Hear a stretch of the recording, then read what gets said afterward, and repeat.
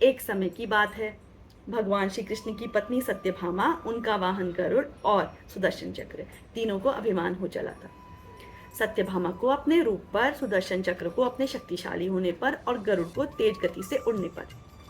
तभी श्री कृष्ण ने सोचा कि इन तीनों का अभिमान भंग करने का समय आ गया है।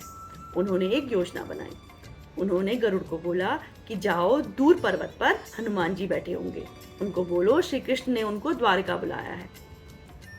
उन्होंने सत्यभामा को बोला, सत्यभामा, मैं राम का रूप धारण कर लेता हूँ, तुम सीता का रूप धारण कर लो, हनुमान जी हमसे मिलने आ रहे हैं।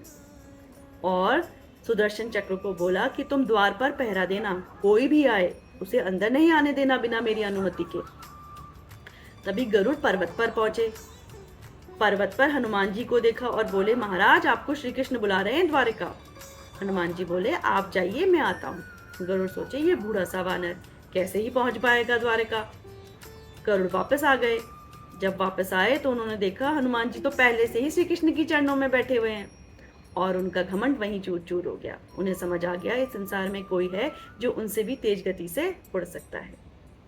फिर श्री कृष्ण ने हनुमान जी से पूछा, हनुमान जी, आपको रास्ते में किसी ने रोका नहीं द्वार पर?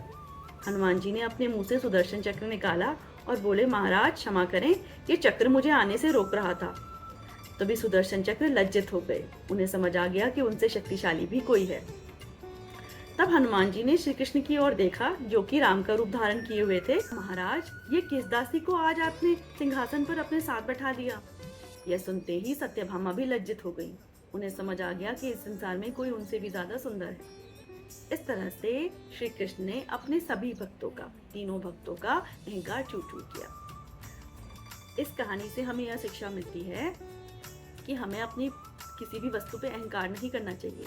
इस संसार में अवश्य ही कोई होगा जिसके पास वह वस्तु अधिक मात्रा में होगी। आपको इस कहानी से क्या शिक्षा मिलती है, कमेंट सेक्शन में जरूर बताइएगा।